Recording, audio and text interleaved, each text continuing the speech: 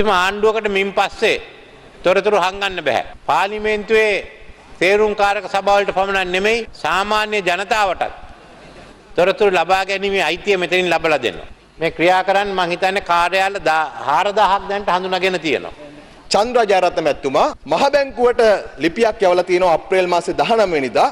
ඔහු මහ බැංකුවේ බැඳුම් කර පිළිබඳව මීට මාස 5කට 6කට කලින් වෙච්ච සේවල් පිළිබඳව ඔහු තොරතුරු ප්‍රමාණය කිල්ල තිබෙනවා. මේ පනත සම්මත වෙන්නත් කලින් මුදල් මණ්ඩලයේ ලේකම් සහ සහකාර මහ බැංකුව අධිපතිවරයා දැන් මේ කෙටුම්පත් කරපු පනතක් පදනම් කරගෙන ඒ තොරතුරු දෙන්න බෑ කියලා කියනවා. මෙවැනි සිදුවීම් ආවරණය කරගන්න මේ පනත පාවිච්චි කරගන්න ඕන මේ වගන්ති හරහා මං හිතන්නේ ඒක ජනතාවගේ බලාපොරොත්තුව නෙවෙයි. ඒකට හිටපු නායකයෝ කිව්වා තොරතුරු දැනගන්න පනත් මොකටද කියලා ඇහුවා. ඕන තොරතුරක් තියෙනවා නම් මගෙන් අහන්න කියන මට්ටමට තමයි මේ නායකයෝ එදා ක්‍රියා කරේ. මේවා මෛත්‍රී රනිල් ආණ්ඩුවෙන් අපේ රටේ ජනතාව ලබන සුවිශේෂ ජයග්‍රහණ බවත් මම මේ වෙලාවේ මතක් කරන්න කැමතියි.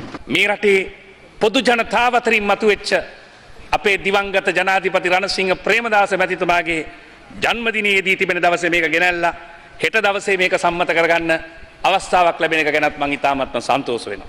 යම් කාරණා පිළිබඳව මට පොඩි ගැටලු සහගත තත්ත්වයක් තිබුණා. මේ 38 වෙනි වගන්තිය යටතේ රාජ්‍ය සේවා කොමිසම යටතේ ආයතන ආයතන මේ නිවත් කිරීම විශාල ප්‍රශ්නයක් කියලා දෙනවා. මේ වගේ තොරතුරු දැන ගැනීම පිළිබඳව මෙතනින් යම් පොඩි ප්‍රශ්නයක් බාධා කිරීමක් ඇතිලා තියෙන බවක් අපිට පේනවා. ඒ නිසා මම කියන්න කැමතියි මේ කාරණා යම්කිසි සංශෝධනයකට ලක් විය යුතුයි.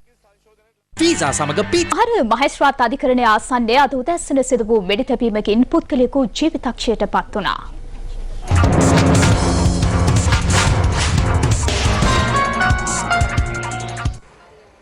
වෙඩිවෙතීමෙන් මිය ගියේ හෙරොයින් ජාවාරම් සම්බන්ධ නඩුවකට පෙනී සිටීම සඳහා වත්තල මහේස්ත්‍රාත් අධිකරණයට පැමිණි සුරේෂ් අසංක සිල්වා නැමැති අයෙක්.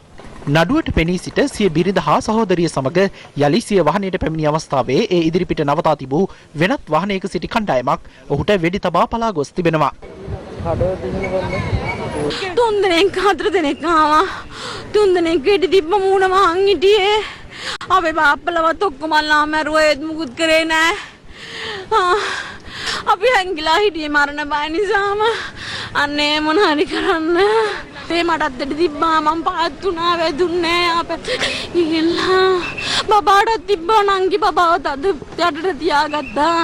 අනේ වෙඩිතැබීම සිදු ස්ථානයේ T56 පතරම් කොටස් 11ක් සහ මිලිමීටර 9 වර්ගයේ පතරම් කොටස් 4ක් තිබී සොයාගෙන තිබෙනවා. වෙඩිතැබීමෙන් තුවාල ලැබූ සුරේෂ් අසංක නැමැත්තා රාගම රෝහලට ඇතුළත් කරන විටත් මියගොස් සිට ඇති අතර 39 හැවිරිදි ඔහු දෙදරුපියෙක්. රත්මලාන ප්‍රදේශයේ පදිංචිකරුවෙකු වන ඔහු කලක සිට සිය බිරිඳ හා දරුවන් සමග රාගම ප්‍රදේශයේ සැඟවී සිට තිබෙනවා.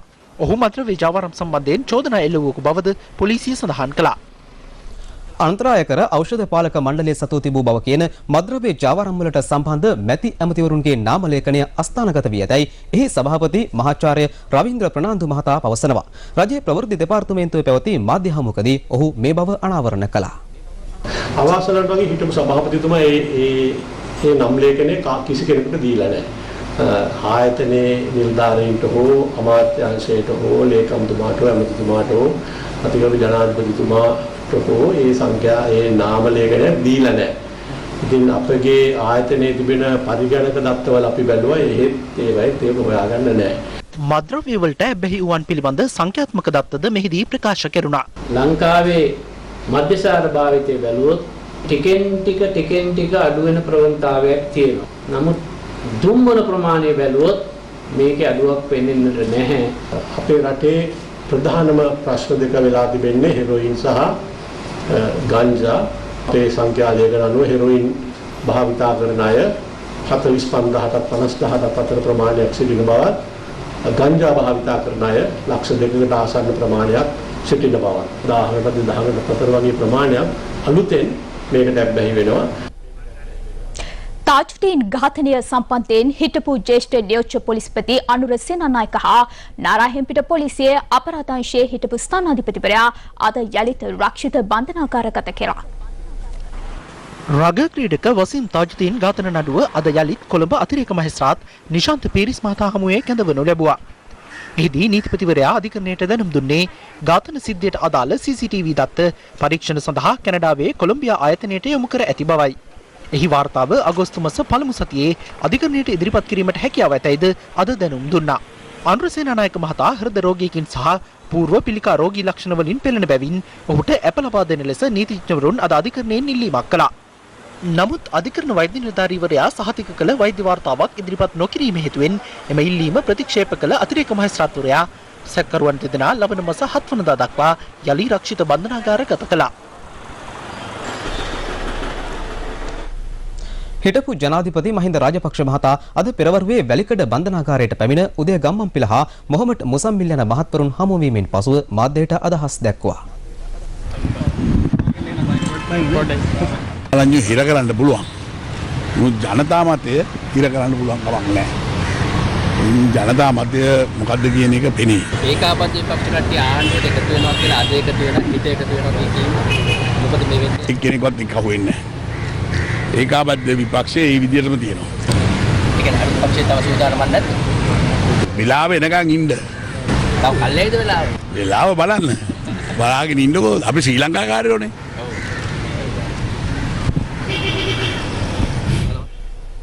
නියෝජ්‍ය අමාත්‍ය රංජන් රාමනායක මහතා මාදිවැල මන්ත්‍රී නිවාස සංකීර්ණයේ වෙඩි තැබීමට පුහුණු වන බව විපක්ෂ මන්ත්‍රීවරුන් අද පාර්ලිමේන්තුවට දැනුම් දුන්නා. නෑ මේ රංජන් කරන පිස්සු වැඩ හින්දා. මොකද චිත්‍රපටිවල තියෙන චිත්‍රපටි රංගපාන තියෙන ලොකේෂන් තියෙනවා. දැන් ලොකේෂන් එකක් කරගෙන මාදිවැල. ඒකයි තියෙන ප්‍රශ්නේ. ඉතින් ඒවා hina යන වැඩ මේ පාර්ලිමේන්තු මන්ත්‍රීවරු කරන විකාර වැඩනේ. ඒකේ පොලිසිය මට කතා කරා අපිත් ඒතර පදිංචිලා ඉන්නේ දරුවෝ ඉන්නවා. ඒ වගේම බිරින්දෑවරු ඉන්නවා. විශාල පිරිසක් ඒතර පදිංචි. ඒ නිසා මේ විදිහේ මැදිහත් වීමක් වෙන එක වහම නවත්තන්න මම මහලේකම්තුමාට දැනුම් දුන්නා. උදේවරුවේ මාදිවැල අපේ රංජන් රාමනායක නියෝජ්‍ය ඇමතිතුමා මං හිතන්නේ චිත්‍රපටි වැඩසටහනක් සඳහා මේ මට පිළිතුරු දෙන්නකෝ අවස්ථාව දෙන්න. මෙහෙම පුහුණු වීමක් යනවා කියලා මට දිනේෂ් ගුණවර්ධන මන්තුමයි බන්දුල ගුණවර්ධන මන්තුමයි කිව්වා. මම එහාට කතා කළා එහෙම එකක් සිදු නොවෙන්න ඒක නවත්ත ගන්නට කියලා කිව්වා. පුහුණු වීම කරන්න උවමනා නම් රත්මා වෙඩි පිටියට යවන්න පුළුවන්. ඔබතුමාලා දන්නවා ඇති තවත් ටැංක් මොනවද කරන්න කියලා. කොහොමවත් මේ ඒක කරලා තියෙන ඇත්ත වශයෙන්ම මමත් දැහුවේ වෙනත් වෙඩි පිටි දන්නවද කියලා. දැන් දසන්ත වික්‍රමතුංග වෙඩි තිබ්බෙත් වෙඩි පිටියේද කියලා ඇහුවේ. අපි වමනා නම් අවස්ථාව දෙන්නම් පොලිසිය වෙඩි පිටිය පුහුණු කරගන්න. ඊට ඕනනම් අපේ මහින්දානන්ද අලුත්ගමගේ මන්ත්‍රීතුමාටත් ඒ අවස්ථාව දෙන්නම්. ඒ වගේම මම දැනගන්න කැමති කාගේ අවසරයක් ඇතුවද පාර්ලිමේන්තුව හෝ පාර්ලිමේන්තු මන්ත්‍රීවරුන් ඉන්න නිවාසවල අත වශයෙන් මේ වගේ වෙඩි සංදර්ශන තියන්න හැකියාවක් ලැබුණේ කවුරුත් අවසර දීලා තියනවාද කියලා මම ගරු අග්‍රාමාත්‍යතුමාගෙන් අපෙන් අරගත්තේ නෑ නියෝජ්‍ය සභාපතිතුමනි මට දෙන්න බෑ කොහොමද අවසර මගේ බලයක් නෑ. අවසර දුන්නත් මං කිව්වා ඒක දැන්ට එක නවත්තන්න කියලා. සමාජිකයන් බඳවා ගැනීම හා ප්‍රවර්ධන කටයුතු වෙනුවෙන් එක්සත් ජාතික පක්ෂය අද නවීන තාක්ෂණය යොදා ගනිමින් නව සමාජික ප්‍රවර්ධන වැඩසටහනක් ආරම්භ කළා.